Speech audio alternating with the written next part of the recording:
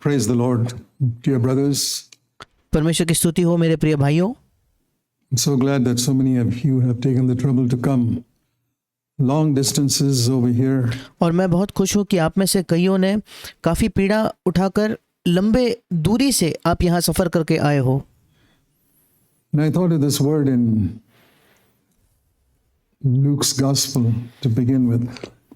और शुरुआत में मैं इस वचन के बारे में सोच रहा था। इसी वचन से मैं शुरू करना चाहूँगा। लूका रचित सुसमाचार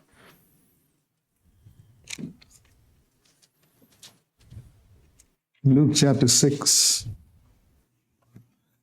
and verse 21. लूका रचित सुसमाचार उसका 6वां अध्याय और 21वां वचन। This is a principle that always applies. ये एक ऐसा सिद्धांत है जो हमेशा लागू होता है। Blessed are you who hunger, for you shall be satisfied. धन्य हो तुम जो अब भूखे हो, क्योंकि तृप्त किए जाओगे। And that is a promise of God that can never be broken. And I और ये परमेश्वर का एक ऐसा वायदा है जो कभी टूटता नहीं। proved it for many, many years. और मैंने खुद इसे कई कई वर्षों से इसे साबित किया है That we are really hungry for all that God has to give you. कि अगर आप वाकई भूखे हो उस सब के लिए जो परमेश्वर आपको देना चाहता है, And you say, Lord, I don't want to miss any of it. और अगर आप कहते हो कि प्रभु मैं उसमें से किसी भी चीज से चूकना नहीं चाहता, It's not just that you will get something, but you ऐसा नहीं कि आपको उसमें से कुछ मिलेगा, will be satisfied. That means बल्कि आप संतुष्ट हो जाओगे। you will have more than enough and you will not go away empty. इसका मतलब आपके पास पर्याप्त से भी बढ़कर होगा, आप कभी भी खाली हाथ नहीं लौटोगे। So if we keep that attitude throughout this weekend, और अगर हम इसी रवैये को, इसी मनोभाव को इस संपूर्ण सप्ताह में रखें तो, Lord, I'm hungry for more. प्रभु मैं और किसी चीज के लिए भूखा हूँ। Not more knowledge. ये नहीं कि मुझे ज्यादा ज्ञान चाहिए, That's a great danger in the Christian churches. क्योंकि मसीही कलीसियाओं में ये एक बड़ा खतरा है। Many people come to a conference to acquire knowledge. कई लोग किसी कॉन्फ्रेंस या सम्मेलन में केवल ज्ञान बटोरने आते हैं। Knowledge has never made anybody spiritual. ज्ञान ने कभी किसी व्यक्ति को आत्मिक नहीं बनाया है। Remember, in the Old Testament, the scribes were the people who had knowledge. याद रखिए कि पुराने नियम में जो शास्त्री थे वे लोग थे जिनके पास ज्ञान था। They spent many years studying the scriptures. उन्होंने कई वर्ष बिताए थे बाइबल का अध्ययन करने में।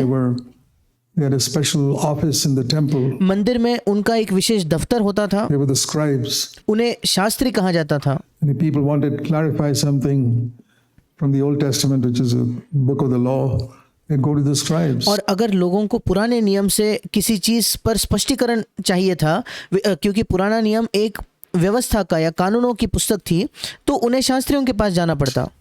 The scribes would have an answer, but और शास्त्रियों के पास एक उत्तर, एक जवाब it's मिलता, all intellectual. पर वो सब केवल बौद्धिक या दिमागी तौर पर था। But those scribes were the ones who crucified Christ, वे शास्त्री ही वो लोग थे जिन्होंने मसीह को क्रूस पर चढ़ाया, who shouted out that he should be crucified when even the Roman Pilate governor, he wanted to let Jesus go. यहाँ तक कि जब जो रोमी वो जो वहाँ का हाकिम था पिलातुस, वो भी यीशु को वहाँ से छोड़ देना चाहता था, उसे रिहा करना चाहता था तब भी। But the scribes said, no, get rid of him. पर जो शास्त्री थे उन्होंने कहा नहीं, उसे यहाँ से निकाल दो, उसे क्रूस पर चढ़ाओ। So that is a warning to us from scripture. You और बाइबल से हमारे लिए ये एक चेतावनी है। can know so much of the Bible intellectually, और संभव है कि आपको बाइबल का बहुत ज़्यादा ज्ञान बौद्धिक तौर पर, दिमागी तौर पर हो, and be completely not just a weak Christian but against Christ. और उसके बावजूद ये नहीं कि आप केवल एक निर्बल मसीही बनोगे, बल्कि आप मसीह के विरोधी बनोगे, Antichrist. मसीह विरोधी। There are a lot of antichrists sitting in churches today. कई ऐसे मसीह विरोधी हैं जो आज कलीसिया में बैठे हैं। I don't know whether you believe that. मैं नहीं जानता आप इस पर विश्वास करते हो कि नहीं। They were there in the first century too. ये मसीह विरोधी जो थे वो पहले शताब्दी में भी थे। If you turn to 1 John in chapter 2, अगर आप मेरे साथ निकालो 1 यूहन्ना उसका 2वां अध्याय। it's important for us to know these things. ये महत्वपूर्ण है हमारे लिए इन चीज़ों को जानना। See, many churches don't speak the truth plainly. देखिए कई कलीसियाएं जो है वो सत्य को स्पष्ट तौर पर, साफ तौर पर उनका प्रचार नहीं करते। Most preachers want to please the people अधिकतर जो प्रचारक है वे लोगों को संतुष्ट करना चाहते हैं because they want their money, क्योंकि वे उनका पैसा चाहते हैं। or they want the money for the church or whatever it is. वे पैसा शायद उनके कलीसिया के लिए चाहते हैं या जिस किसी चीज के लिए चाहते हैं, So they don't tell them the truth. और उसी वजह से वे लोगों को सत्य नहीं कहते। In 1 John chapter 2 it says, chapter 1 John chapter 2 verse 18. पहला यूहन्ना उसके दूसरे अध्याय में लिखा है, पहला यूहन्ना दूसरा अध्याय और उसका 18 वचन, Children, it is the last hour. और वो कहता है, हे लड़कों ये अंतिम समय है। इंग्लिश में लिखा है ये अंतिम घड़ी है। Remember, this is written in 95 AD. और याद रखिए ये पत्री जो है वो ईस्वी सन 95 में लिखी गई थी। 1900 years ago, it आज से 1900 वर्ष पहले was the last hour. अगर उस समय आखिरी घड़ी थी तो Where are we today? फिर आज हम कहाँ हैं? Not just in the last minute, but in the last few seconds. केवल आखिरी मिनट में नहीं बल्कि आखिरी कुछ चंद पलों में, सेकंड्स में हम हैं, Christ is coming again. मसीह के आगमन के बिल्कुल पहले। And as you heard that the Antichrist is coming, और फिर वो कहता है जैसा तुमने सुना है कि मसीह का विरोधी आने वाला है, there are many now Antichrists. That means many with the same spirit of the Antichrist. और वो कहता है अब भी बहुत से मसीह विरोधी उठ खड़े हुए हैं, मतलब कई लोग हैं जिनके अंदर मसीह विरोधी की वो आत्मा है। What is the definition of Antichrist? It's अब मसीह विरोधी का क्या मतलब a है? simple English word. ये बिल्कुल साधारण सा इंग्लिश शब्द है और वैसे ही हिंदी में भी है। Anti means against. विरोधी। So there are people who are against Jesus Christ. और इसलिए ऐसे लोग हैं जो यीशु मसीह के विरोध में है या खिलाफ है। Even now, many people against Jesus Christ have appeared. और वो कहता है कि अब भी कई मसीह विरोधी उठ खड़े हुए हैं। And from this we know it is the last hour. इससे हम जानते हैं कि यह अंतिम समय है। So if they were there even then, और अगर ये मसीह विरोधी उस समय भी थे तो, and the proof of the last hour is that there are going to be many people against Christ, and I can imagine how it is today. और अंतिम घड़ी का अगर एक उसका सबूत ये होने वाला है कि कई मसीह विरोधी और भी होंगे, तो फिर आप कल्पना कर सकते हो कि आज की परिस्थिति कैसी है। There are a lot more people against Christ today than we imagine. हम जितनी कल्पना करते हैं उससे कई ज्यादा लोग आज मसीह के विरोध में हैं। And many of them are sitting in churches. और उनमें से कई लोग कलीसियाओं में बैठे हैं। It says here in verse 19, where were these antichrists? और यहाँ 19 वचन में लिखा है कि ये मसीह विरोधी कहाँ थे? They were in our midst. वे निकले तो हम ही में से। They were in the midst of the churches in the first century. पहले शताब्दी के पहले शतक के कलीसियाओं के मध्य में उन्हीं में से वे थे। And these antichrists went out from us. और वे हम में से निकले। There are people who are looking for the antichrist in some other religion. ऐसे लोग हैं जो मसीह विरोधी को कोई और धर्म में ढूंढते हैं। Well, leave those other religions alone. We have उन दूसरे धर्मों को ऐसे ही छोड़ दो, अकेला छोड़ nothing दो, to do with them. हमारा उनसे कोई ताल्लुकात नहीं। These antichrists, the apostle John says, went out from our midst. ये जो मसीह विरोधी है, प्रेरित यूहन्ना कहता है, ये हमारे मध्य में से, हमारे बीच में से निकले। They were not really of us. वे वाकई में हम में से नहीं थे या हम में के नहीं थे। They sat in our church, वे हमारे कलीसिया में तो बैठे, but they didn't really belong to us. पर वे वाकई में हमारे नहीं थे। Because if they had belonged to us, they would never have gone out. क्योंकि यदि वे हम में के होते, 19 वचन, तो हमारे साथ रहते या हमारे हम में से नहीं They निकलते, would have remained with us. वे हमारे साथ ही रहते।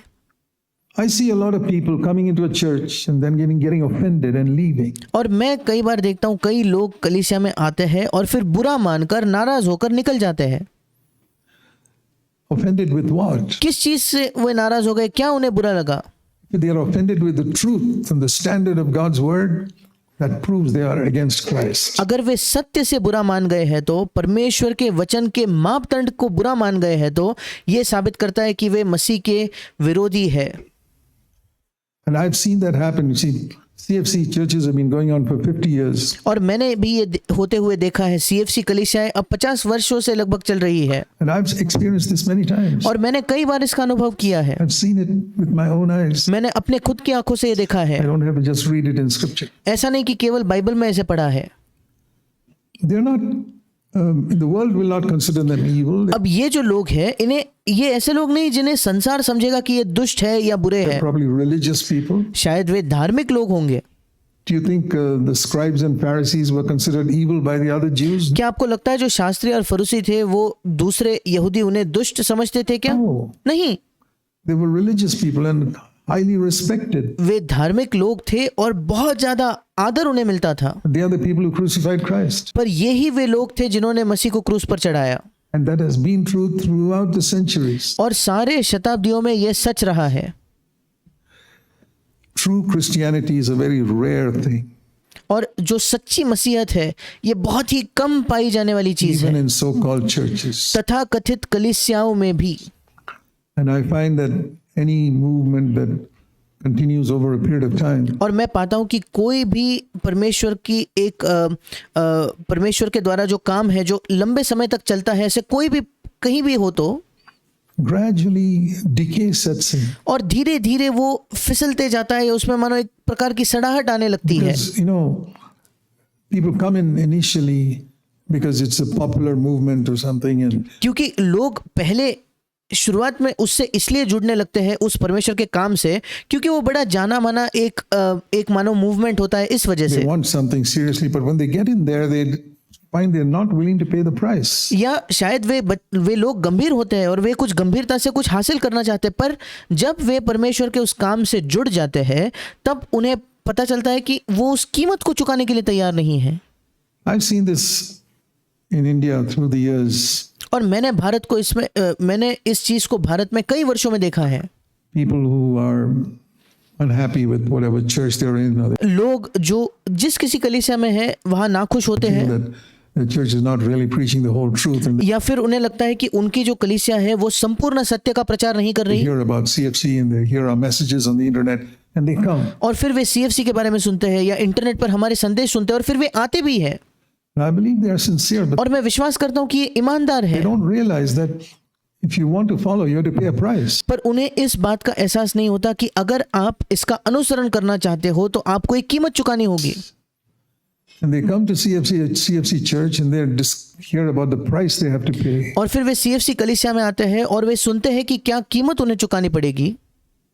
And then for some time they pretend that they are also paying the price, till gradually God exposes their hypocrisy and they fall away. और कुछ समय के लिए वे खुद भी दिखावा करते हैं, नाटक करते हैं कि वो भी उस कीमत को चुका रहे हैं, पर धीरे धीरे परमेश्वर उनके पाखंड, उनके कपट को प्रकट कर देता है और वे गिर जाते हैं।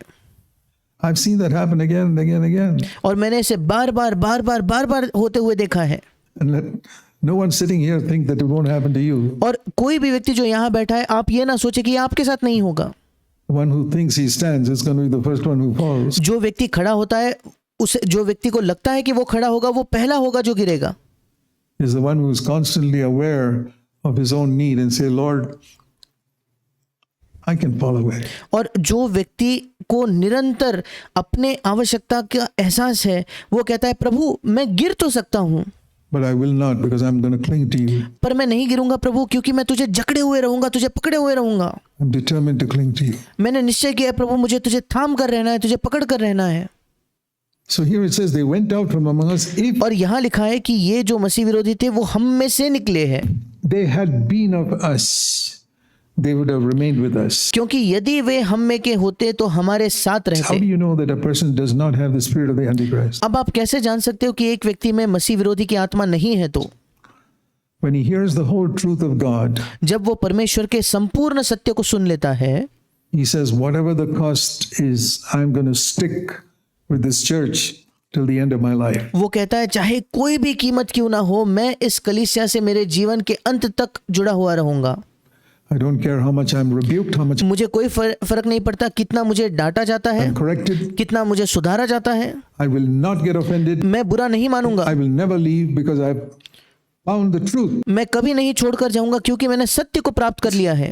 Now, if you find something in the church is contrary to the word of God, that's different. अगर आपको किसी कलीसिया में ऐसा कुछ मिलता है जो परमेश्वर के वचन से अलग है या खिलाफ है, फिर वो अलग बात है। But if there's something that hurt you and offended you, well, you got to judge yourself. पर अगर ऐसा कुछ है जिससे आपको चोट लगी, आप बुरा मान गए, आप नाराज हो गए, फिर तो आपको अपने आप का न्याय करना होगा। There are many customs in our society that we can take them for granted through the years as, yeah, there's nothing wrong with that. और हमारे समाज में कई ऐसे रीति रिवाज हो सकते हैं, ऐसी परंपराएं हो सकती है जिन्हें हम सहजता से स्वीकार कर लेते हैं कई वर्षों में, और हम कहते हैं हाँ, इसमें तो कुछ गलत नहीं है। But if it's against the principle of Jesus Christ, we've got to stand against it in the church. पर अगर वो यीशु मसीह के सिद्धांत के खिलाफ है तो कलीसिया में हमें उसके खिलाफ, उसके विरोध में खड़ा होना होगा। Think of the time when Jesus came into the temple. सोच कर देखिए उस समय के बारे में जब यीशु मसीह मंदिर में आया।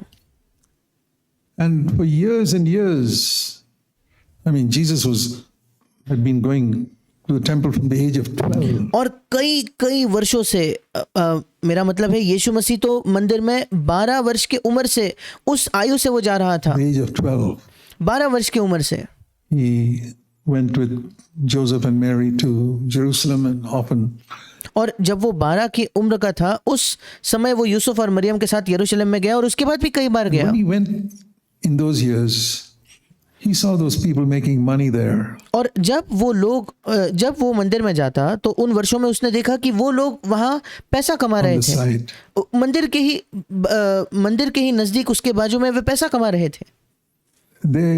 What were they selling? और वे क्या बेच रहे थे? Sheep and goats and doves, भेड़ों को, बकरियों को, कबूतरों को, which were needed for the sacrifice. जिनकी आवश्यकता थी बलिदान के लिए। Instead of walking many miles to the marketplace and getting a sheep from there and dragging it all through the streets to the temple. और इसके बजाय कि लोगों को कई मील दूर तक जहाँ कहीं मार्केट होगा, जहाँ कहीं वो बेचने की जगह होगी, वहाँ जाए, फिर वहाँ से एक भेड़ को खरीदे और फिर उसे पकड़कर वहाँ खींचकर, सारे सड़कों में से खींचकर मंदिर में लाया जाए, इस सब के बजाय These folks said, we'll make it easy for you. इन लोगों ने कहा, देखो हम इस प्रक्रिया को आपके लिए बड़ा आसान बना देंगे। We sell it right here, just next door. हम इन सब चीजों को यहीं के यहीं बेचेंगे, बिल्कुल इस मंदिर के बगल में, उसी के दूसरे जगह हम बेचेंगे। It's the other side of the wall of the temple. मंदिर के दीवार के बिल्कुल उस बाजू अगर आप देखोगे, आप हमें पाओगे, हम उन चीजों को वहां बेचेंगे। It is part of the temple compound. और मंदिर के ही आंगन के अंदर, मानो उसी कंपाउंड के अंदर हम इन चीजों को बेचेंगे। The only thing is, when we bring it here, you got to pay a little extra commission. Because we need to make a little profit too. उन्होंने कहा केवल एक ही बात है, जब हम उस सब चीज़ों को यहाँ लाएंगे, आप हमसे खरीदोगे तो आपको हमें थोड़ा ज़्यादा पैसा देना होगा, थोड़ा सा ज़्यादा कमीशन देना होगा, ताकि हमारा भी कोई फायदा हो जाए। You can't make profit in the house of God. परमेश्वर के घर में आप अपने आप के लिए नफा नहीं कमा सकते, कोई फायदा या लाभ नहीं बना सकते। If you want to make profit, go to the marketplace. अगर आप ऐसा कोई नफा कमाना चाहते हो तो जाकर जहां व्यापार होता है, व्यापार स्थल में जाइए। That's a tragedy with so many people doing Christian work today. और यही दुख की बात है कई लोगों के साथ जो आज मसीही काम कर रहे हैं। And if you don't have eyes to see it, I'll tell you, you'll never build the Church of Jesus Christ in your locality. और अगर ये देखने के लिए आपके पास आंखें नहीं है तो मैं आपको कहना चाहता हूं, आप कभी भी अपने स्थानीय जगह में यीशु मसीह की कलीसिया का निर्माण नहीं कर पाओगे। I speak some things very plainly. People कुछ चीजों को मैं बिल्कुल साफ तौर पर कहता get हूं, offended, but it is the truth. लोग बुरा मान जाते हैं, पर यह सत्य है। If you seek to make profit or gain for yourself in any way, और अगर आप अपने आप के लिए किसी भी तरीके से कोई लाभ, कोई फायदा, कोई नफा कमाने की कोशिश करते हो, किसी भी तरीके से, whether it is with money or honor or some title, चाहे वो पैसे के द्वारा हो, चाहे वो आदर के द्वारा हो, चाहे अपने आप के लिए कोई शीर्षक कमाने के द्वारा हो, I can guarantee you will not endure till the end. मैं आपको गारंटी देना चाहता हूं कि अंत तक आप बने नहीं रह पाओगे। One day or the other you'll fall away. एक ना एक दिन, किसी न किसी दिन आप गिर जाओगे। Because the church is not a place for making personal profit. क्योंकि कलीसिया एक ऐसी जगह नहीं है जहां व्यक्तिगत लाभ कमाया जाए या व्यक्तिगत लाभ किया जाए, नफा किया जाए। It's a place for making sacrifice. कलीसिया एक ऐसी जगह है जहां बलिदान करने की आवश्यकता है।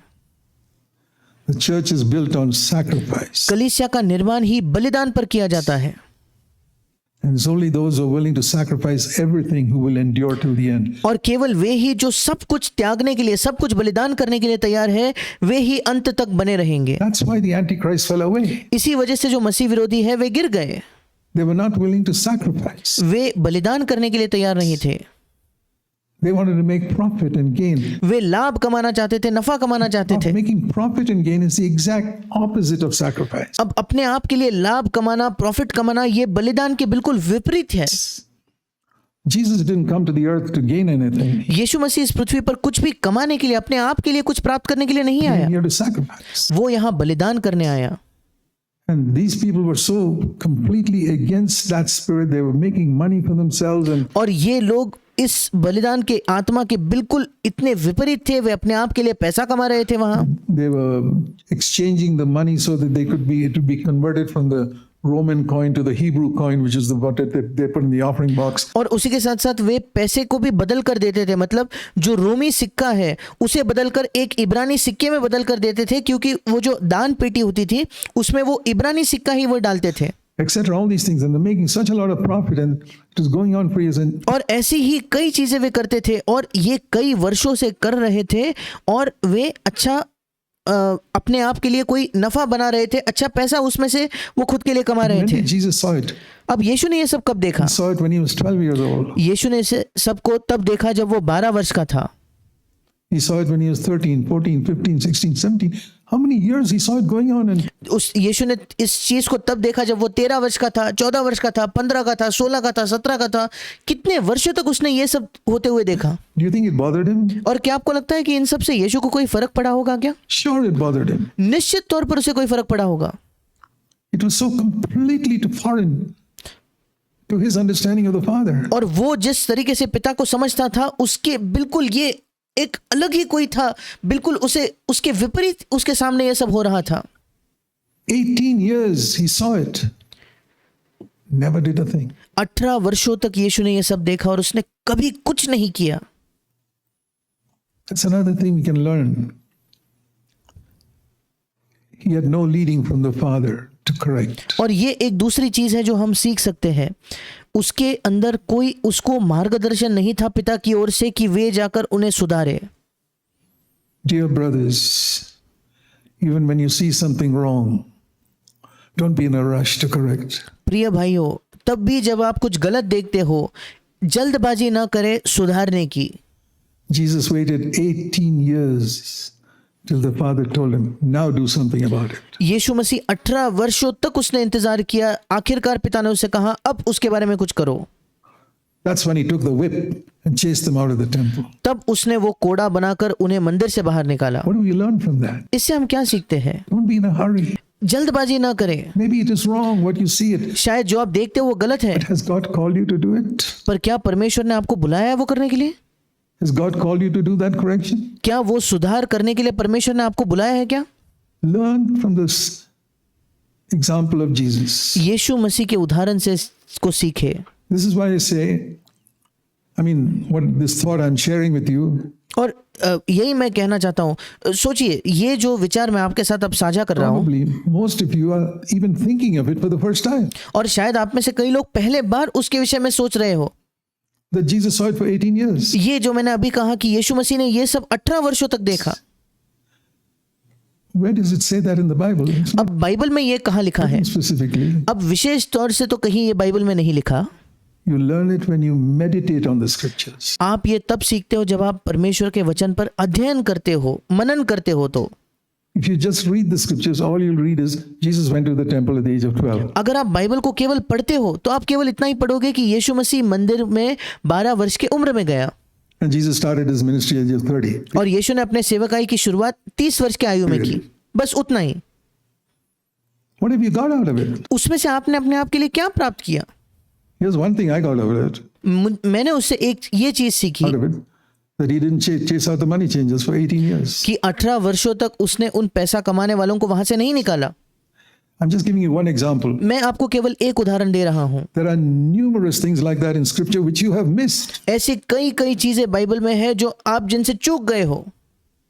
And don't leave this earth not having discovered those things. और इस पृथ्वी को छोड़कर ना जाइए अगर आपने ऐसे ही आप इस पृथ्वी को छोड़कर आपको नहीं जाना है, अगर इन चीजों को आपने अब तक नहीं देखा है तो, नहीं प्राप्त किया है तो।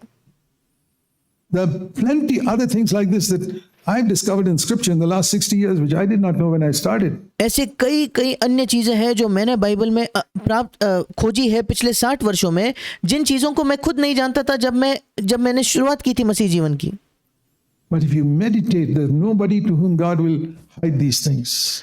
पर अगर आप परमेश्वर के वचन पर मनन करोगे तो कोई नहीं है जिससे परमेश्वर इन चीजों को छिपाएगा, If you're serious. अगर आप गंभीर हो तो। So what I say, that was a custom there among the Jews. और मैं क्या कह रहा हूं कि वहां यहूदियों में एक ये रीति रिवाज था, Nobody objected to it. किसी ने भी उसका विरोध नहीं किया। High priests, the scribes and the Pharisees, they all allowed this to go on. They said, well, this has been practiced for years. और जो महायाजक थे, जो शास्त्री थे, जो फरीसी थे, उन्होंने अनुमति दी इसको चलने की, ऐसे ही चलने की, क्योंकि उन्होंने कहा देखो ये तो कई वर्षों से होते आया है। And then Jesus comes along. और फिर यीशु मसीह आता See है। in John chapter 2. आप देखते हो यूहन्ना उसके दूसरे अध्याय में, यूहन्ना रचित सुसमाचार उसका दूसरा अध्याय,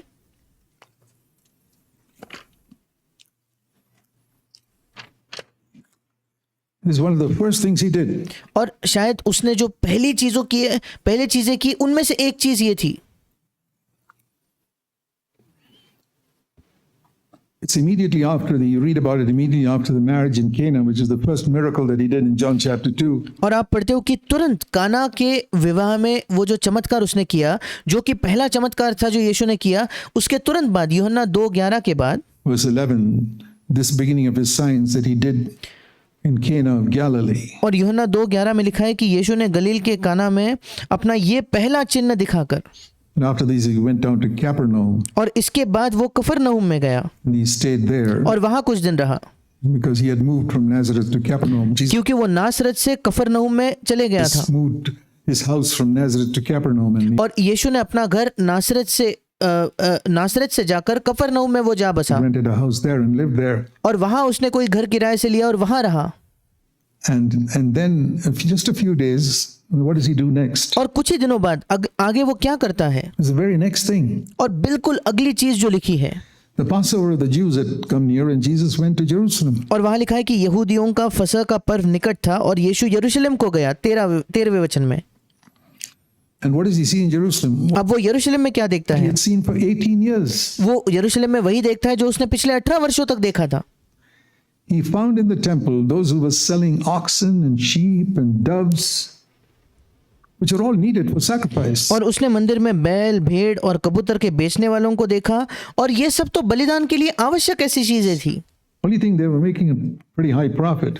केवल इतना ही था कि वो बहुत ज्यादा नफा, बहुत ज्यादा अपने आप के लिए उसमें से लाभ बना रहे थे। And the money changes because there was a rule that you could only put a Hebrew coin into the offering box. Not और वहां जो सराफ थे, इनका मतलब था कि तब ऐसा नियम था कि उस दान पेटी में केवल इब्रानी सिक्का ही डाला जा सकता था, Roman coin. कोई भी रोमी सिक्का वहां नहीं डाला जा सकता था, Because the Roman coin had an image of Caesar and that's idolatry. क्योंकि रोमियों का जो सिक्का होता था, रोमियों के पास जो सिक्का था उस पर कैसर का चित्र बनाया हुआ होता था और उसे यहूदी लोग मूर्ति पूजा समझते थे। So you could not put that in the offering box. So they और इसलिए वो उस दान पेटी में आप वो नहीं डाल सकते had थे। to, but that was the coin used in the marketplace. पर रोमियों का जो सिक्का होता था, वही सिक्के का इस्तेमाल बाहर व्यापार के लिए लेन देन में किया जाता था। So it's like going to a foreign country and then you have to exchange your currency to the local currency. They came to the temple, they had to exchange their currency for the Hebrew coin which they had to put in the box. और ये बिल्कुल ऐसा ही है, जब आप किसी विदेश में, कोई और देश में जाते हो, आपको आपका पैसा बदलकर वहां उस देश का जो पैसा होगा उसमें उसे रूपांतरित करना होता है। बिल्कुल वैसे ही जब ये लोग मंदिर में आते थे, इनका पैसा बदलकर उन्हें जो इब्रानी सिक्का होता था, इब्रानी पैसे होते थे, उनमें बदल लेना होता था ताकि वे दान पेटी में डाल पाए। That was another way of making profit, all these money changers sitting there. और ये दूसरा तरीका था जिससे ये सराफ वहां से पैसा बनाते थे या नफा कमाते थे वहां बैठकर। And they were all seated at their tables and Jesus, there were many ways Jesus could have corrected them. और सराफ सारे यहाँ उनके मेज को लेकर बैठे थे। अब यीशु कई अलग अलग तरीकों से उन्हें सुधार सकता था। He says, you folks, gentlemen, will you please move out of here? और यीशु उनसे कह सकता था कि हे श्रीमानो, क्या आप यहाँ से थोड़ा हट सकते हो, यहाँ से बाहर जा Isn't सकते that हो? a decent way to say it? क्या ये सही सभ्य तरीका नहीं है क्या ये सब कहने का? The thing is, this business of being decent and all is very human. और बात ये है कि ये बिल्कुल सभ्य बनकर कहना, ये सारी चीज़ें जो है ये बहुत ज़्यादा मानवीय है। When it comes to the house of God, I'll tell you that. मैं बताना चाहता हूँ कि जब बात परमेश्वर के घर की आती है, True prophets are not decent. You go सच्चे जो भविष्यद्वक्ता है वो कोई डिसेंट या बहुत सभ्य नहीं and होते। read the Old Testament prophets and see how they preach to Israel. आप जाकर देखिए पुराने नियम के भविष्यद्वक्ताओं को और देखिए वे इस्राएल से कैसा प्रचार करते थे। This is the great lack today in Christendom. और आज मसीह जगत में ये बड़ी आवश्यकता है या बड़ी कमी है। We have people who speak courteously and decently from the pulpit and leave people in their sin. हमारे पास ऐसे लोग हैं जो पुलपिट पे खड़े होकर बहुत ही मानो आराम से या बहुत ही कोमलता से ऐसे शब्दों का प्रयोग करके कहते हैं और लोगों को अपने पापों में ही छोड़ देते हैं। बहुत सभ्य तौर पर बहुत कोमलता भरे शब्दों का इस्तेमाल करते हुए सामने पुलपिट से। The great lack is for prophets. बहुत बड़ी आवश्यकता है, बहुत बड़ी जो कमी है वो है भविष्यद्वक्ताओं की, Who tell people the truth. जो लोगों को सत्य कहेंगे। It's like a surgeon who takes his knife and cuts people open. Isn't ये बिल्कुल एक सर्जन के समान है, एक डॉक्टर के समान है जो अपने चाकू को लेकर लोगों को काट कर खोल देता है। that painful? क्या इसमें दर्द नहीं होता क्या? Sure, but it's going to take the cancer out of the body. निश्चित तौर पर दर्द होगा, पर उससे होता क्या है? उससे वो जो कैंसर है उसको शरीर से निकाल दिया जाता है।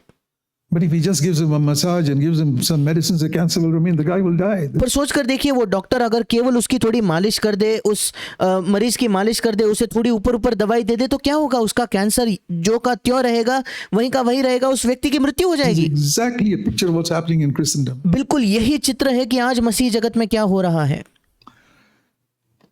And you know, Jesus could have done this many ways. और क्या आप जानते हो, यीशु कई तरीकों से इन सब चीजों को कर सकता था। Could have told them, "Get out of here, all of you," or वो जाकर उनसे ये भी कह सकता था कि देखो सबके सब यहाँ से बाहर निकल जाओ। but he made a scourge of cords, and that's another thing interesting for me.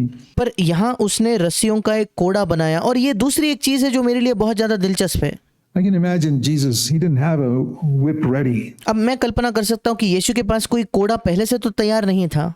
He sees all this and he goes and sits somewhere and tells the disciples, "Can you get a whole lot of string and thin rope?" And और मैं कल्पना करता हूँ कि वो यीशु इन सब चीज़ों को देखता है, फिर जाकर कहीं बैठ जाता है और फिर शिष्यों से कहता है, क्या तुम मेरे लिए बहुत सारी रस्सियों को इकट्ठा कर सकते हो क्या? they bring it and he's wondering what's it for, and he sits there and says he made it. और फिर वो सब शिष्य भी सोचते होंगे कि ये किस लिए इसको ये सब रस्सी और ये तार चाहिए, और फिर लिखा है कि वहां बैठकर वो इन्हें बनाता है। Can you picture this? क्या आप अपने मन में इसको कल्पना कर सकते हो क्या? Read scripture slowly. और बाइबल को धीरे से पढ़िए। Picture Jesus in your mind,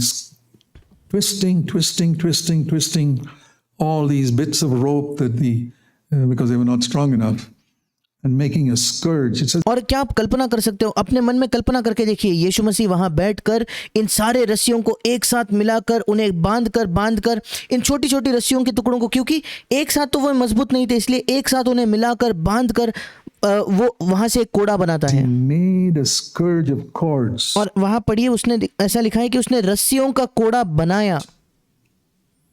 I read scripture slowly. मैं बाइबल को धीरे पढ़ता हूँ। My aim is not to finish the Bible in 1 year. मेरा लक्ष्य ये नहीं कि मैं बाइबल को एक वर्ष में खत्म कर दूं। In the beginning, I did it. The first time when I was converted, शुरुआत में मैंने यही किया था, जब पहला मेरा नया जन्म हुआ था तब मैंने किया था। 66 years ago, I said, I haven't read through the whole Bible. और आज से 66 वर्षों पहले जब मेरा नया जन्म हुआ तब मैंने कहा कि मैंने पूरा बाइबल अब तक नहीं पढ़ा And है, I read through it full speed. In 8 months, I finished the whole Bible. और मैंने बहुत तेजी से संपूर्ण बाइबल पढ़ा और 8 महीनों में मैंने पूरा बाइबल खत्म कर दिया। But after that, I started reading slowly. पर उसके बाद मैं बाइबल को धीरे धीरे पढ़ने लगा। So I have 2 Bible reading methods now. और आज भी मेरे पास बाइबल पढ़ने के 2 तरीके हैं। One is when I read many chapters every day. और मैं कई अध्यायों को हर दिन पढ़ता हूँ। And the other is sometimes reading 1 or 2, 3, 4 verses a day. और दूसरा जो तरीका है उसमें मैं कुछ ही वचन प्रतिदिन पढ़ता हूँ, कभी 1 वचन, कभी 2, 3, 4 ही वचन एक दिन में पढ़ता हूँ। Both. One is throughout the Bible and the other is mostly from the New Testament and the Gospels and Epistles. और जो पहला तरीका है मैं वो संपूर्ण बाइबल के लिए करता हूँ, और जो दूसरा तरीका है वो ज्यादातर नए नियम के लिए, सुसमाचारों के लिए और जो पत्रियां हैं उनके लिए मैं करता हूँ। So I see here he drove them all out of the temple. with the sheep and the oxen. और मैं यहाँ देखता हूँ कि उसने उन सब को मंदिर से वहाँ से बाहर निकाल दिया और भेड़ों और बैलों समेत उन्हें मंदिर से निकाल दिया। He chased those people out. Get out. और उन्हें भाग कर उन सबको वहां से बाहर निकाल दिया। Here he said. और उसने कहा यहाँ से निकल जाओ। And he poured the coins of the money changers and overturned that table. I can imagine the children laughing and seeing all this. और उसने सराफों के पैसे बिखेर दिए और पीड़ों को उलट दिया, जो वो मेज थे उन्हें उलट दिए। मैं कल्पना करता हूँ कि बच्चे ये सब देखकर बहुत हंस रहे होंगे। See what did, this is how Jesus began his ministry. और देखिए उसने क्या किया। देखिए यीशु ने अपने सेवकाई की शुरुआत ऐसे की। What do people think when they see some preacher doing this, something so violent? And what would you think if somebody did that and acted like that in your church? और लोग क्या सोचेंगे जब वे किसी प्रचारक को बहुत हिंसक कोई चीज करते हुए देखे? आप क्या सोचोगे अगर आप ये होते हुए देखोगे, या इस तरीके से आपके कलीसिया में अगर कोई आकर करे तो आप क्या सोचोगे? And he was so furious at the house of God being defiled and dishonored. क्योंकि वो इतना क्रोध से भर गया था, क्योंकि परमेश्वर का घर वहां अपवित्र किया जा रहा था, उसका अनादर हो रहा था। You think this guy doesn't know how to conduct himself decently. और फिर आप कहोगे कि अरे ये व्यक्ति तो ये भी नहीं जानता कि सभ्य तौर पर कैसे बर्ताव किया जाता है। Yeah, all decent people never build the church of God. क्या आप जानते हो सारे सभ्य लोग कभी परमेश्वर के घर का, परमेश्वर के कलीसिया का निर्माण नहीं कर पाएंगे।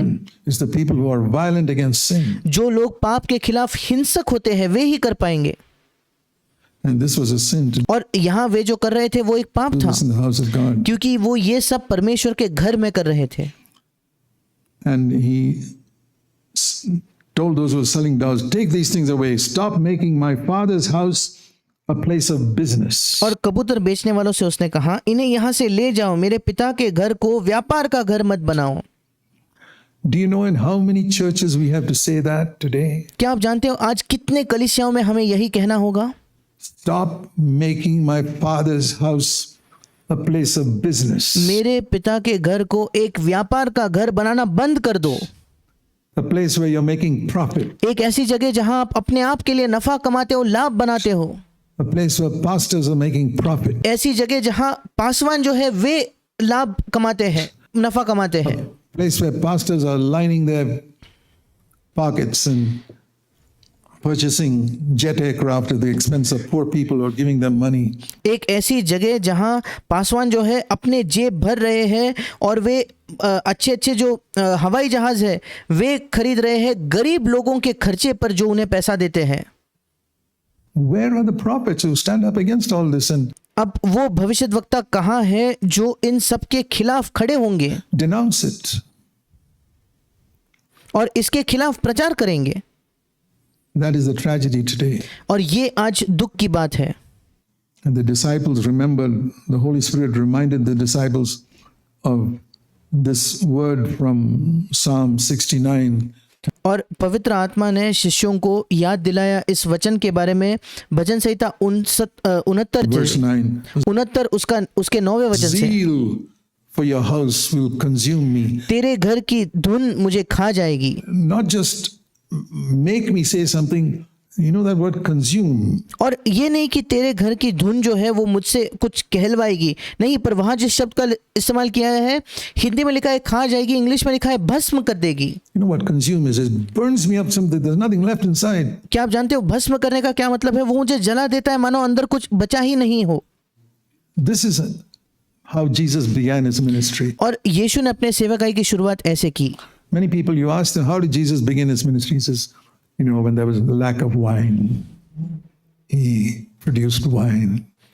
How good the Lord is. और लोगों से आप पूछो कि यीशु ने अपने सेवकाई की शुरुआत कैसे की, तो वो तुरंत कहेंगे, क्या आप जानते हो यीशु जब उसने देखा कि दाखरस की कमी है, उसने दाखरस को बनाया, कितना अच्छा प्रभु है। Yeah, that was an act of grace. But the हाँ, उसका अनुग्रह का ये एक कार्य था। Bible says the glory of God was seen in Jesus Christ. Do you remember the word? Full of grace and truth. पर परमेश्वर का वचन आपको याद है क्या कहता है कि परमेश्वर की महिमा यीशु मसीह में देखे गई, अनुग्रह और महिमा, अनुग्रह और सच्चाई से परिपूर्ण। John 1:14. यूहन्ना 1:14 में लिखा है, And you see that here. और आप इसे यहाँ भी देखते हो। There was grace in the first 12 verses of his going to Cana and multiplying the wine when it was lack, and then you see truth. और यूहन्ना उसके दूसरे अध्याय के पहले 12 वचन में आप अनुग्रह को देखते हो, कैसे यीशु मसीह काना में गया और उसने वहां जो दाखरस था उसे बहुगुणित किया, और पर उसके बाद आप सत्य को देखते हो। This is the second part that people don't realize is the beginning of Jesus' ministry. और ये जो दूसरा भाग है वो लोगों को नहीं एहसास होता कि ये यीशु की सेवकाई की शुरुआत है। And then they realize zeal for your house will consume me. और फिर शिष्यों को ये एहसास हुआ कि तेरे घर की धुन मुझे खा जाएगी या मुझे भस्म कर देगी। I want to encourage you, my dear brothers, to seek God for zeal. मैं आपको प्रोत्साहित करना चाहता हूँ मेरे प्रिय भाइयों कि आप परमेश्वर की खोज करें उस धुन के लिए, For a passionate zeal. एक बहुत ज्यादा आपको खा जाने वाली या तीव्र ऐसे धुन के लिए, For purity in the house of God. परमेश्वर के घर के अंदर शुद्धता के लिए एक धुन। Now, you may not be called to a prophetic ministry, अब शायद आपकी बुलाहट कोई भविष्यवाणी की सेवकाई के लिए ना हो, but you can start with your own inner life पर आप शुरुआत अपने खुद के अंदरूनी जीवन से कर सकते हो, and have a zeal that will consume everything contrary to the Spirit of Christ in you. और आपके अंदर एक ऐसी धुन हो सकती है जो हर उस चीज को भस्म कर देती है जो आपके अंदर मसीह की आत्मा के विरोध में हो। Any of the spirit of the business world in your heart. और अगर आपके हृदय में इस व्यापार जगत की कोई भी आत्मा आपके अंदर हो उसको वो भस्म कर दे। You know, the Bible speaks in the end of Babylon and Jerusalem. और आप जानते हो कि बाइबल अंत में बेबीलोन और यरूशलेम की बात करता है, And Jerusalem is the place where the house of God was a place of prayer and worship and all that. And और यरूशलेम वो जगह था जो परमेश्वर का घर था, जहाँ परमेश्वर का घर था, एक ऐसी जगह, प्रार्थना की जगह, आराधना की जगह, और वो सब। Babylon, if you read Revelation chapter 18, it's all about business minister, the merchant. और अगर आप बेबीलोन के बारे में पढ़ो, प्रकाशित वाक्य उसके 18 अध्याय में, वो सब व्यापार के बारे में है। The world, money, profit. इस संसार के जो व्यापारी है, पैसा और मुनाफा। And the church is completely against that. और कलीसिया उसके बिल्कुल खिलाफ है। Jesus said there are only two masters in the world. और यीशु ने कहा कि इस जो हमारे संसार में दो ही स्वामी हैं, God and money. परमेश्वर और पैसा। Now, but before going there, I want to turn to another passage of scripture, and that is in the Gospel of Luke. और वहां जाने से पहले मैं एक और आपको वचन दिखाना चाहता हूं, एक शास्त्र भाग दिखाना चाहता हूं लूका रचित सुसमाचार में।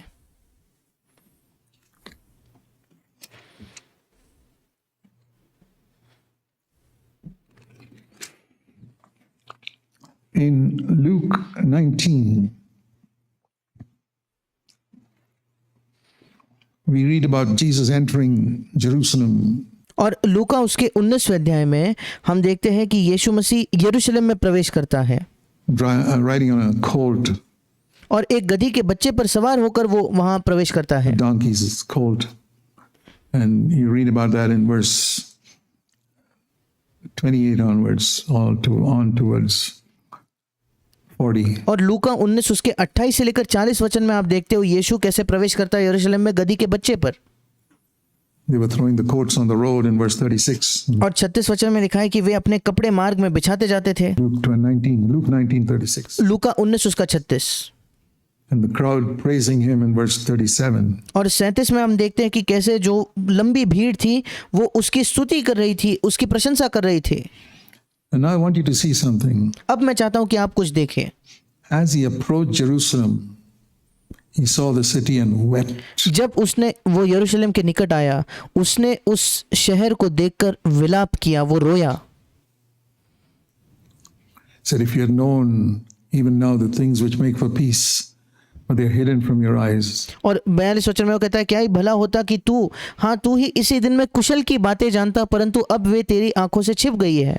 He was concerned about all the evil going on in Jerusalem. और यीशु मसीह चिंतित था उस सारे बुराई को लेकर जो यरूशलेम में चल रहा था, He wept. और वो रोया। It's very important to see that he wept. और बहुत महत्वपूर्ण है ये देखना कि वो रोया।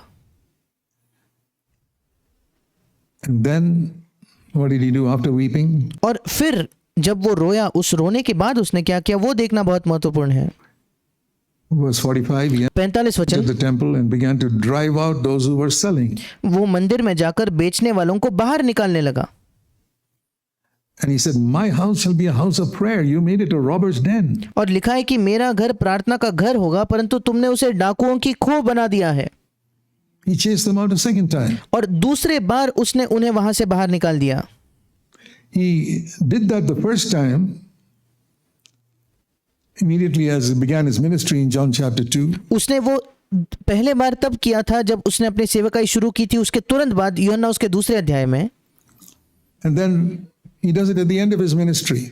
और फिर वो अपने सेवकाई के अंत में भी उसे करता है। फिर एक बार, So if you were to ask me, what is the one thing Jesus did at the beginning and the end of his ministry? और अगर आप मुझसे पूछो कि वो कौन सी एक चीज थी जो यीशु ने अपने सेवकाई की शुरुआत में भी की और अंत में भी की, Purifying the house of God. वो था परमेश्वर के घर को शुद्ध करना। Chasing out the people who are out interested in money. जो लोग पैसे में दिलचस्पी रखते थे उनको वहां से बाहर भाग निकालना। That is how Jesus began and ended his ministry. इसी तरीके से यीशु ने अपने सेवकाई की शुरुआत और अंत की। And the reason is और इसका कारण क्या है? because Jesus said in Luke chapter 16, क्योंकि यीशु ने लूका के 16वें अध्याय में कहा, one of the most important verses in what he taught, एक सबसे महत्वपूर्ण वचनों में से एक जो यीशु ने सिखाया, Luke 16 and verse 13. लूका उसका 16वां अध्याय और उसका 13वां वचन, No servant can serve two masters. कोई दास दो स्वामियों की सेवा नहीं कर सकता। Everybody understands that. All of you are working in some office. हर कोई इस बात को समझता है। आप में से हर कोई किसी दफ्तर में काम करता है। You cannot at the same time work in another office. उसी समय में आप किसी और दफ्तर में काम नहीं कर सकते। How can you be at 9 o'clock in the morning in this office and in the other office? कैसे आज सुबह आप 9 बजे इस दफ्तर में भी हो, दूसरे दफ्तर में भी हो? You know that. If you try to switch like that, go every 15 minutes to the other office, you'll lose your job pretty soon. और आप जानते हो कि ऐसा नहीं हो सकता, क्योंकि अगर आप कोशिश करते हो 9 बजे इस दफ्तर में, 15 मिनट बाद उस दफ्तर में, फिर इस दफ्तर में, आप बहुत जल्दी आपकी नौकरी से आपको निकाल दिया जाएगा। But people don't realize that when it comes to spiritual things. पर लोगों को इस बात का एहसास तब नहीं होता जब बात आती है आत्मिक चीजों की, That you cannot work in two places. कि आप दो अलग अलग जगहों में काम नहीं कर सकते। You have to choose whom are you going to serve. आपको चुनना होगा कि आप किसकी सेवा करने वाले हो। And he said there are two masters and it's not God and the devil. No. और यहाँ यीशु ने कहा कि दो स्वामी है, वो दो स्वामी परमेश्वर और शैतान नहीं है। Nobody makes the mistake of thinking they can serve God and the devil. क्योंकि कोई भी ये गलती नहीं करता कि वो ये सोचते हैं कि हम परमेश्वर की भी सेवा कर सकते हैं और शैतान की भी। ऐसी कोई गलती नहीं करता। He said very clearly the last part of verse 13, Luke 13वें वचन के अंत में यीशु ने बिल्कुल साफ तौर पर यह कहा, 16:13. लूका 16:13, It's God and money, वो दो स्वामी है, परमेश्वर और धन, God and wealth. परमेश्वर और धन या पैसा। And if we don't see that clearly, there are two masters in the world. और अगर आप इस बात को स्पष्ट तौर पर नहीं देखते तो कि इस संसार में दो स्वामी हैं, The two masters are not God and Satan. और वो जो दो स्वामी हैं वो परमेश्वर और शैतान नहीं है। No child of God will ever even dream of serving Satan. क्योंकि कोई भी परमेश्वर की संतान कभी ये कल्पना भी नहीं या ये सपने में भी नहीं सोचेगा कि वो शैतान की सेवा करे। But do you think there are believers who are serving wealth? पर क्या आपको लगता है कि ऐसे विश्वासी हैं जो धन की सेवा करते हैं? Sure. निश्चित तौर पर। And trying to serve God at the same time? और उसी समय परमेश्वर की भी सेवा करने की वे कोशिश करते हैं। So many. ऐसे कई विश्वासी हैं। Look around at anybody else. और हमें किसी आसपास दूसरे लोगों को देखने की आवश्यकता नहीं Judge है। yourself. अपने आप का न्याय कीजिए। God and wealth. परमेश्वर और धन, God and mammon. परमेश्वर और पैसा, Money पैसा, are the two masters. यही दो स्वामी हैं। Not that you can, these didn't say you can't have money. अब ये नहीं कि यीशु ने ये नहीं कहा कि आपके पास पैसा हो नहीं सकता। Do you know there's a lot of money that Jesus got? क्या आप जानते हो कि यीशु को बहुत ज्यादा पैसा मिलता था? He never asked anybody, he never took a salary, he never asked anybody for money. यीशु कभी किसी से मांगता नहीं था, उसने कभी कोई तनख्वाह नहीं ली, उसने कभी किसी से पैसा नहीं मांगा। But people were so blessed that they gave and gave and gave, and then Judas पर लोग इतने आशीषित होते थे कि वो देते थे। Iscariot. The problem was the banker was a crook. और उसके बाद यहूदा इस्करियोती जो था समस्या ये थी कि वो जो बैंक वाला था वो एक वो पैसा चुराने वाला एक धोखेबाज He था, had a lot of money. पर यीशु के पास तो बहुत पैसा था। And how do we know Judas' bag was so full? अब हमें कैसे पता कि यहूदा के पास जो पैसे की थैली होती थी वो इतनी पैसे से भरी हुई थी?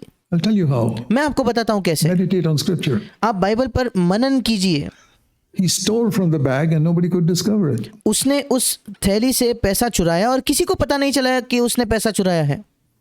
Now, if there were only a few coins in that bag, the others would have discovered, hey, Judas is stealing. अब अगर उस थैली में कुछ ही सिक्के होते तो किसी को भी और उसमें से वो चुराता तो किसी को भी पता चलता कि देखो यहूदा तो इसमें से पैसा चुरा रहा है। But there was such a lot of money in that bag that Judas is taking handfuls of it out of it, and it looks as if that's not decreasing. पर उस थैली में इतना पैसा था कि यहूदा उसमें निकाल कर पैसा निकाल भी देता, तब भी ऐसा पता नहीं चलता कि वो पैसा कम हो रहा है। They didn't have a clue that this guy is stealing. उन बाकी शिष्यों को पता ही नहीं था कि ये व्यक्ति पैसा चुरा रहा है। That's how much money there was in Jesus' bag. There's और यीशु के उस पैसे के थैली में इतना पैसा nothing था, wrong in having money. और इसलिए पैसा होने में कुछ गलत It was नहीं a है। savings account वो यीशु का मानो एक सेविंग्स खाता था, बचत का खाता था, that he kept and used. और जिसको यीशु रखता था और उसका इस्तेमाल करता था। But he was very faithful in using it. पर उस बचत खाते का इस्तेमाल करने में यीशु बहुत ज्यादा विश्वास योग्य था।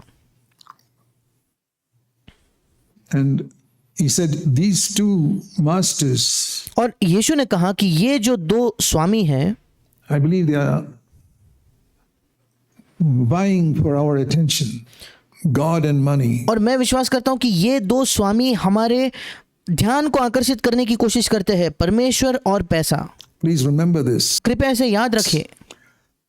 And he said there's only one way to serve God. और यीशु ने कहा कि परमेश्वर की सेवा करने का एक ही तरीका है।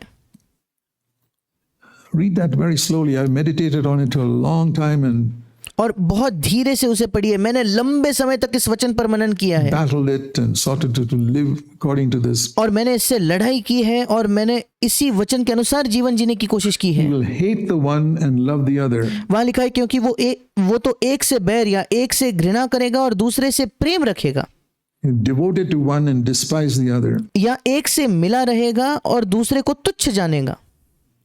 I said, Lord, I want to obey your scripture. और फिर मैंने प्रभु से कहा, प्रभु मैं तेरे वचन की आज्ञा मानना चाहता हूं। You mean I got to hate money? क्या मुझे पैसे से नफरत करनी होगी क्या? Only then I can love God? क्या उसके बाद ही मैं परमेश्वर से प्रेम कर सकता हूं क्या? If someone were to ask me, Brother Zach, how can I love Jesus with all my heart? अगर कोई मुझसे प्रश्न करता कि भाई जैक मैं कैसे यीशु को अपने पूरे हृदय से प्रेम I'd say, करूं, you got to hate money. मैं कहूंगा कि आपको पैसे से घृणा करनी होगी, उससे नफरत करनी होगी। They'd say, where did you get that? और फिर वो मुझसे पूछेगा कि आपको ये कहां से मिल रहा है भाई Jack? I thought most people would say you got to accept him and go to church and be faithful and confess your sins. क्योंकि अधिकतर लोग तो मुझे लगता है यही कहेंगे कि देखो आपको यीशु को स्वीकार करना होगा, कलीसिया जाना होगा, विश्वास योग्य होना होगा, आपको अपने पापों का अंगीकार करना होगा। I'd say, no, leave all that alone. First of और मैं कहता हूँ नहीं वो सब छोड़ दो, all, you got to hate money. वो सब अकेला रहने दो। सबसे पहले आपको पैसे से नफरत करनी होगी। That's not all. केवल इतना ही नहीं, Jesus also said certain other things you got to hate. यीशु ने कहा कुछ और भी चीज है जिनसे आपको नफरत करनी You will होगी। understand what hating money means. और फिर आप समझोगे कि पैसे से नफरत करना या पैसे से बैर रखने का क्या मतलब है। Turn back to Luke chapter 14. मेरे साथ निकालिए लूका उसका 14 अध्याय। If anyone comes to me and does not hate his own father and mother and wife and children and brothers and sisters, even his own life, he cannot be my disciple. Again, the word hate. और फिर लूका 14 उसके 26 वचन में, यदि कोई मेरे पास आए और अपने पिता और माता और पत्नी और बच्चों और भाइयों और बहनों वरन अपने प्राण को भी अप्रिय न जाने, या दूसरा शब्द अप्रिय के लिए इंग्लिश में लिखा है उससे बैर न रखे, उससे घृणा न करे, तो वो मेरा चेला नहीं हो सकता। फिर एक बार वही शब्द यहाँ भी आया है कि उससे बैर करना, उससे नफरत करना। The same word he used in Luke 16:13. वही शब्द जो यीशु ने लूका 16:13 में इस्तेमाल किया, और इंग्लिश बाइबल में लूका 16:13 और लूका 14:26 में वही वचन है, बैर रखना या नफरत करना। Do I have to hate money? Yes. क्या मुझे पैसे से नफरत करनी होगी क्या? हाँ। Do you have to hate your wife? Yes. क्या आपको अपने पत्नी से नफरत करनी होगी क्या? हाँ. Do you have to hate your father and mother? Yes. Do you have क्या आपको अपने माता पिता से नफरत करनी होगी क्या? हाँ. to hate your children? Yes. क्या आपको अपने बच्चों से नफरत करनी होगी क्या? हाँ. Otherwise, you can't be a disciple. अगर नहीं तो आप शिष्य नहीं हो सकते. You can add money also there in Luke 14:26. और वही लूका 14:26 में आप पैसे को भी उस सूची में जोड़ सकते हो. If you don't hate all these things, you cannot be my disciple. अगर आप इन सारे चीजों के से नफरत नहीं करते तो तुम मेरे शिष्य नहीं हो सकते. seriously considered this for many, many years, and I मैंने गंभीरता से कई वर्षों से इसके बारे में सोचा said, है. Lord, I want to obey your scripture. I don't want to just run past it and without meditating and understanding what it means. Otherwise, I'm fooling myself that I'll be your disciple. और मैंने कहा है प्रभु मैं तेरे वचन की आज्ञा मानना चाहता हूँ. मैं केवल उससे आगे भागकर न समझते हुए उसे न समझकर उसे उस पर मनन न करते हुए कि उसका क्या मतलब है ऐसे ही आगे नहीं भागना चाहता. अगर मैं ऐसा करूंगा तो मैं अपने आप को मूर्ख बनाऊंगा कि मैं तेरा शिष्य हूँ. I began to take these things seriously way back when I was baptized. I was मैं इन चीजों को गंभीरता से लेने लगा बहुत पहले जब मेरा बपतिस्मा हुआ baptized था. when I was 21 years old. जब मैं 21 वर्ष का था तब मेरा बपतिस्मा हुआ. I was converted when I was 19 and a half. I'm जब मैं 19.5 का था 19 वर्ष का था तब मेरा नया जन्म हुआ. 85 now. आज मैं 85 वर्ष का हूँ It's more than 65 years. और इसके 65 से भी ज्यादा वर्ष हो चुके हैं. And I've tried to understand it, and I've come to see that I've understood it clearly fairly early in my Christian life. I'm thankful. और मैंने उसे समझने की कोशिश की और मैं उसे देख पाया और उसे समझ पाया, काफ़ी स्पष्टता से समझ पाया और मेरे मसीह जीवन के काफ़ी शुरुआत में मैं इसे स्पष्टता से समझ पाया, जिसके लिए मैं बहुत धन्यवादी हूँ. In other words, I look at it like this. और दूसरे शब्दों में मैं इसको इस तरीके से देखता I हूँ. find illustrations helps me a lot. और जो चित्र है या उदाहरण है उससे मेरी बहुत सहायता Jesus होती used है. a lot of illustrations. और यीशु ने बहुत सारे उदाहरणों का, चित्रों का इस्तेमाल I किया. try to use picture language to understand the Bible. और इसलिए मैं भी चित्रों की भाषा का इस्तेमाल करने की कोशिश करता हूँ बाइबल समझने के लिए. So I use picture language here. और यहाँ इन वचनों को समझने के लिए भी मैं एक चित्रों के तरह एक उदाहरण से समझने की कोशिश करता हूँ. And I see my love for the Bible says I must love my parents, honor my parents. और मैं देखता हूँ कि मेरे माता पिता के लिए जो मेरा प्रेम है, क्योंकि बाइबल कहता है कि मुझे अपने माता पिता से प्रेम करना है, मेरे माता पिता से उनका आदर करना है. The Bible says I must love my wife. How should I love my wife? और बाइबल मुझे कहता है कि बाइबल बताता है कि मुझे अपने पत्नी से प्रेम करना है. कैसे मुझे अपने पत्नी से प्रेम करना है? Christ loved the church. जैसे मसीह ने कलीसिया से प्रेम किया. That's one scripture. अब ये एक वचन है. The other scripture here says I've got to hate my wife. अब दूसरा वचन यहाँ कहता है कि मुझे अपने पत्नी से नफरत करनी है. So putting two together, then you get a balance. अगर हम इन दो वचनों को एक साथ लेते हैं तब हमारे पास एक संतुलन हमें मिलता है. I see that my love for my wife and my parents and my children must be like the stars, like the light of the stars. और मैं देखता हूँ कि मेरे पत्नी के लिए, मेरे माता पिता के लिए, मेरे बच्चों के लिए जो मेरा प्रेम है वो तारों के समान होना चाहिए. तारों से आने वाली जो ज्योति है, जो रोशनी है, उसके समान होना चाहिए. It's very bright. जो बहुत ज्यादा चमकना चाहिए, बहुत ज्यादा ज्योतिर्मय होना चाहिए, तेज होनी चाहिए. In the night they shine like anything. और रात में वे बहुत ज्यादा चमकते हैं. That's how your love must be for your wife. आपके पत्नी के लिए आपका प्रेम ऐसा ही होना This चाहिए. is the darkness of the world. इस संसार के अंधकार के बीच That you love your wife, love your family members. कि आप अपने पत्नी से और अपने परिवार के लोगों से प्रेम करते हो. But then in the morning, the sun comes up and you look out and you can't see a single star. पर फिर सुबह को जब सूरज उगता है और आप आसपास देखते हो, आपको एक भी तारा नहीं दिखाई पड़ता. Father has disappeared, mother has disappeared, wife has disappeared, children have disappeared. Christ is everything. पिता गायब हो गए हैं, माता गायब हो गई है, पत्नी गायब हो गई है, बच्चे गायब हो गए हैं, मसीह ही सब कुछ है. They're there. वे वही हैं. The stars haven't vanished. वाकई में तारे कहीं गायब नहीं हो गए हैं. They're there, but you can't see them. वे वही हैं पर आप उन्हें देख नहीं सकते. That's how I understood the meaning of this verse. और इस वचन के मतलब को मैंने भी ऐसे ही समझा है Or what hatred means. Money is कि नफरत का क्या मतलब है. there, पैसा वही है but it disappeared. पर वो गायब हो चुका है. Just like wife, children, everybody else. बिल्कुल पत्नी के जैसे, बच्चों के जैसे, बाकी सब की तरह वो वहां से मानो गायब हो चुका है. If you take this seriously, you'll be a disciple. अगर आप इसे गंभीरता से लेते हो तो आप एक शिष्य होंगे. Otherwise, you're fooling yourself. You can go to the best church in the world. अगर नहीं तो आप अपने आप को मूर्ख बना रहे हो। शायद आप कलीसिया के संसार के सबसे बेहतर कलीसिया में क्यों ना जाए, You can attend this church and not be a disciple. और आप इस कलीसिया में आकर भी संभव है कि आप एक शिष्य नहीं बनते, It's a personal thing. क्योंकि ये एक व्यक्तिगत चीज है। I remember in 1967, I got engaged to Annie, my wife. और मुझे याद है कि 1967 में मेरी एनी के साथ, जो मेरी पत्नी है, तब मेरी उसके साथ मंगनी हुई। But one of the things I told her as soon as we considered marriage was, you will always be number 2 in my life. पर एक चीज जो मैंने उससे कही, जैसे ही मैं उसके साथ विवाह के बारे में सोच रहा था, मैंने उससे कहा, तुम हमेशा मेरे जीवन पर दूसरे स्थान पर ही होंगे। Always be second. You'll हमेशा तुम मेरे जीवन के दूसरे स्थान पर होंगे, never be first in my life.